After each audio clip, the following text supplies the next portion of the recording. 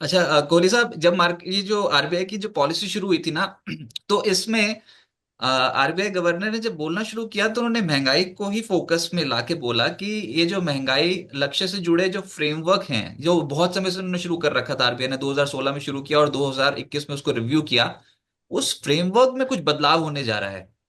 नए नियम जो होंगे वो चरणबद्ध तरीके से लागू होंगे।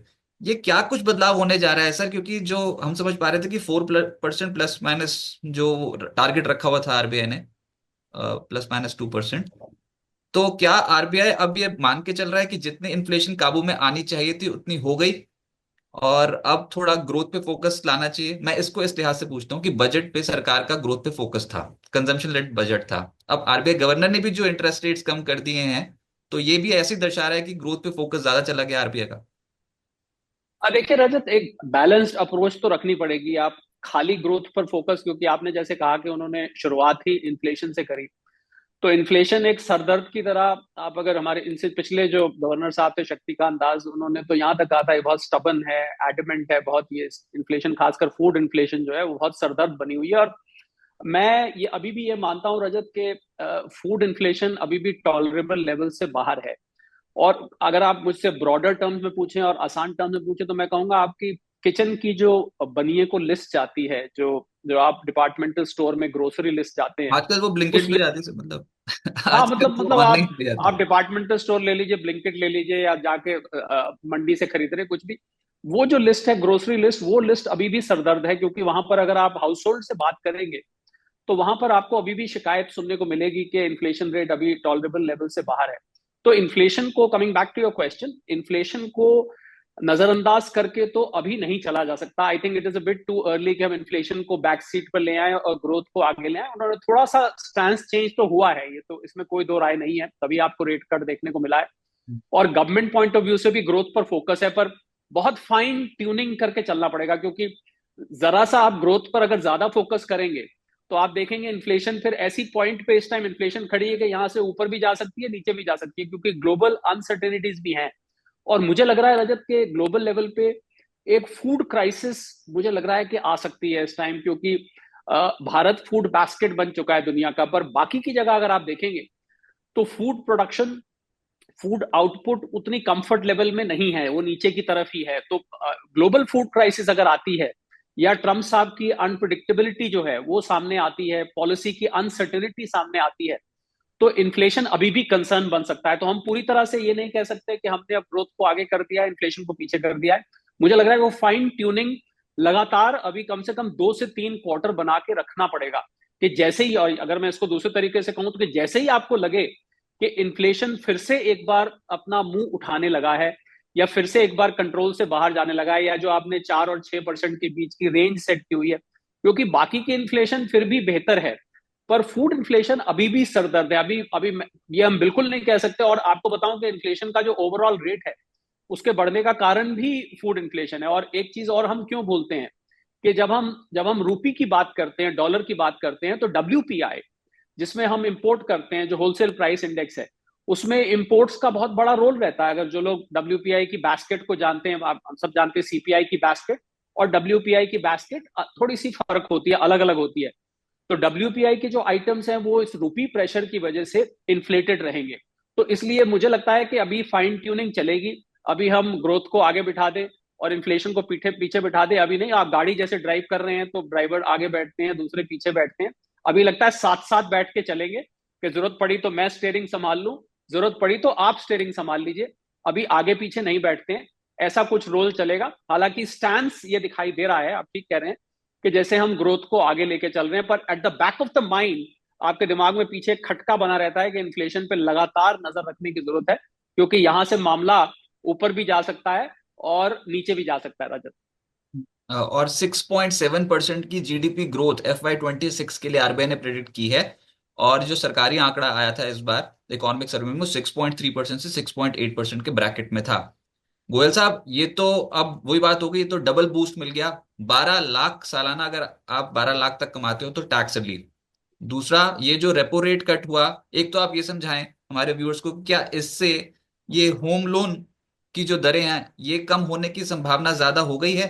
और क्या उसमें भी बचत होगी? जितनी आप ईएमआई पे कर रहे थे उतनी ईएमआई नहीं पे करनी पड़ेगी, उससे कम पे करनी पड़ेगी, तो वो भी बचत हो गई आपकी। तो एक तो वो बजट में टैक्स सेविंग्स, और दूसरा ये होम लोन की जो किस्तें हैं इसमें बचत।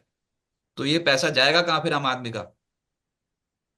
तो रजत, ये फैक्ट है कि जब इंटरेस्ट रेट कम होते हैं तो धीरे धीरे करके बैंक से ट्रांसमिट करते हैं।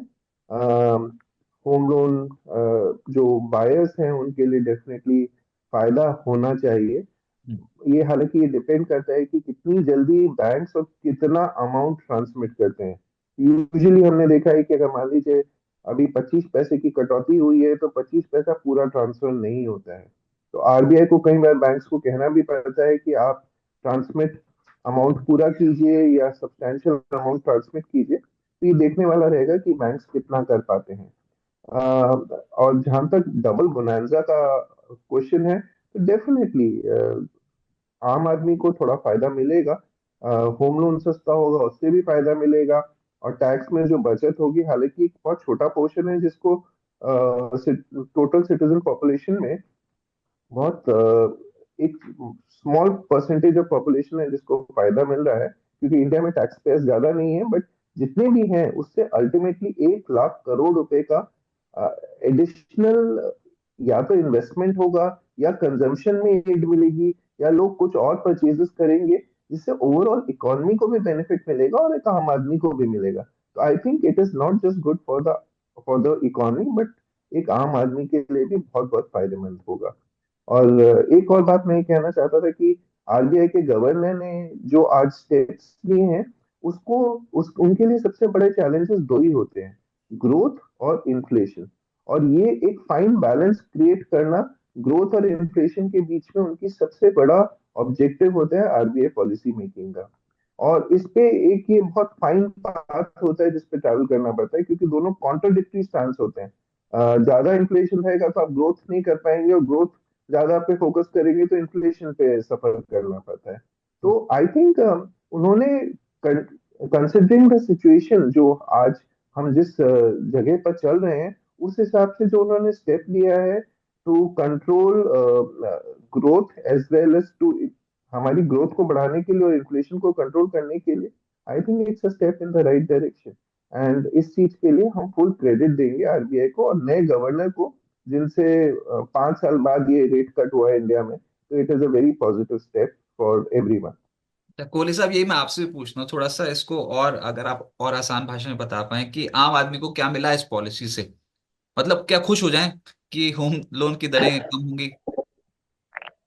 जी हाँ, बिल्कुल। देखिए, अगर 5 साल बाद आपको कोई कट मिलता है तो खुश होने की बात, क्योंकि जब जब पॉलिसी आती थी पिछले कई क्वार्टर्स में, तो आम आदमी तो इंतजार करता था कि मेरी लोन की ईएमआई जो है वो कम हो जाएगी, मुझे हाउसिंग लोन। मुझे लगता है कि एक और इसका जो आउटकम होगा कि थोड़ा रियल एस्टेट सेक्टर को भी बूस्ट मिलेगा। जहां एक तरफ कंज्यूमर गुड्स, ड्यूरेबल गुड्स को बूस्ट मिलेगा कंजम्पशन का, हम ये भूल रहे हैं कि रियल एस्टेट सेक्टर देश के कुछ हिस्सों में कहीं कहीं अब स्टेबिलिटी आ रही है। जो तेजी हमने देखी थी कोविड के बाद से, वो थोड़ा सा स्टेबलाइज हो रहा था। अगर हम लग्जरी सेगमेंट छोड़ दें तो जो मिडिल क्लास या लोअर मिडिल क्लास का जो रियल एस्टेट है, उसमें थोड़ी सी अब स्टेबिलिटी आ रही थी। वो तेजी उतनी देखने को नहीं मिल रही थी, उसको फिर से एक बार बूस्ट मिलेगा, क्योंकि हाउसिंग लोन्स जब ईएमआई सस्ती होती है तो लोग लोन लेने को आते हैं। और आपने बड़ी अच्छी एक बात पूछी कि इस पैसे का लोग क्या करेंगे। अब दो ही काम कर सकते हैं, या तो मैं खर्च कर दूंगा, जो आपको इनकम टैक्स की 12 लाख वाला बोनांजा मिला है नो टैक्स का, या जो अब आज ईएमआई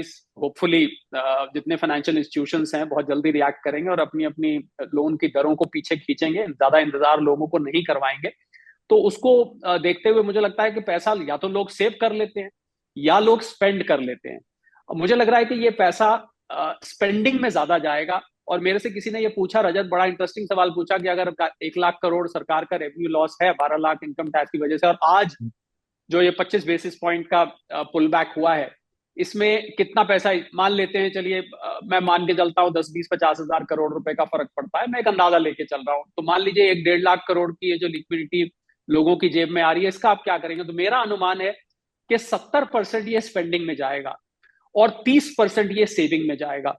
क्योंकि पीछे इन्फ्लेशन की वजह से, रजत, क्या हुआ था, लोगों ने, जो हाउस होल्ड थे, उन्होंने बहुत हद तक अपने जो विशेष थे किसी ने फ्रिज लेना था, किसी ने टीवी लेना था, किसी ने कार लेना था, किसी ने वॉशिंग मशीन लेनी थी, माइक्रोवेव लेना था।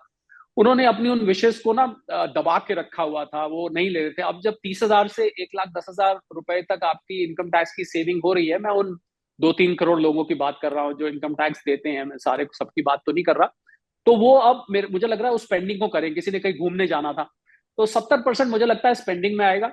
30% ये अभी भी लोग, कुछ लोग बचाते हैं, बाय हैबिट बचाते हैं कि इसमें से कुछ हमें बचा के भी रखना चाहिए, तो वहां जाएगा। तो जो स्पेंडिंग में पैसा आएगा वो डेफिनेटली एक एक बूस्ट प्रोवाइड करेगा, हालांकि वो डिमांड को स्पर करेगा। और एक चीज हम रजत भूल रहे हैं, हमने अभी इन्फ्लेशन और ग्रोथ की बात करी, हम ये भूल रहे हैं कि अगर डिमांड बढ़ती है और अगर ये पैसा सारा कंजम्पशन में चला जाता है या 70% चला जाता है, तो थोड़ा सा उससे इन्फ्लेशनरी प्रेशर भी आता है।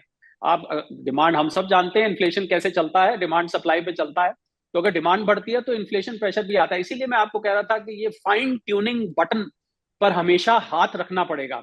आप इस फाइन ट्यूनिंग से बटन कभी हाथ हटा नहीं सकते हैं, क्योंकि इन्फ्लेशन पर बहुत बारीकी से नजर रख के, ग्रोथ पर फोकस करके, पर जैसे ही आपको लगे कि इन्फ्लेशन फिर उस रेंज से बाहर जा रही है, तो मुझे लगता है फौरन फिर हमको ये ब्रेक लगानी पड़ेगी। हालांकि हम, let us be very optimistic कि आगे ये ट्रेंड बना रहेगा। रबी क्रॉप आ रहा है, बैसाखी आ रही है, तो एग्रीकल्चर सप्लाई आनी चाहिए, एग्रीकल्चर प्रोडक्शन फिर एक बार हमें रिकॉर्ड पर दिखना चाहिए। उससे we are predominantly an agriculture driven economy, हमें ये नहीं भूलना चाहिए। तो एग्रीकल्चर में जब फेवरेबल आउटकम आता है, प्रोडक्टिविटी आती है, आउटपुट आता है, तो उससे इन्फ्लेशनरी प्रेशर थोड़ा सा कम होता है। तो उसको देखते हुए अभी तक सब ऑप्टिमिस्टिक दिख रहा है।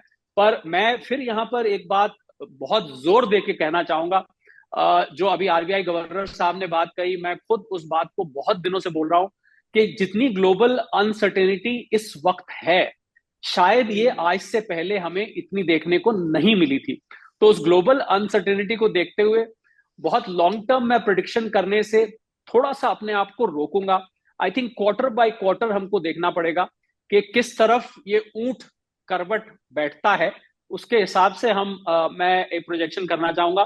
For now everything looks okay, और मुझे लगता है कि एक दो कट्स और आने चाहिए। अगर आते हैं, it will be very good for the economy, liquidity बढ़ेगी, कंजम्पशन बढ़ेगा, बट इन्फ्लेशन की सरदर्दी बनी रहेगी। और पैसा तो वैसे भी नहीं बन रहा है स्टॉक मार्केट में, बड़ा मुश्किल पड़ रहा है सीरियसली।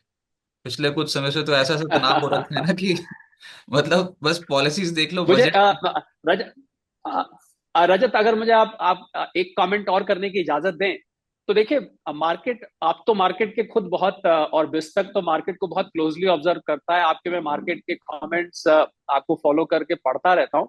पर देखिए, मार्केट की खूबसूरती यही है।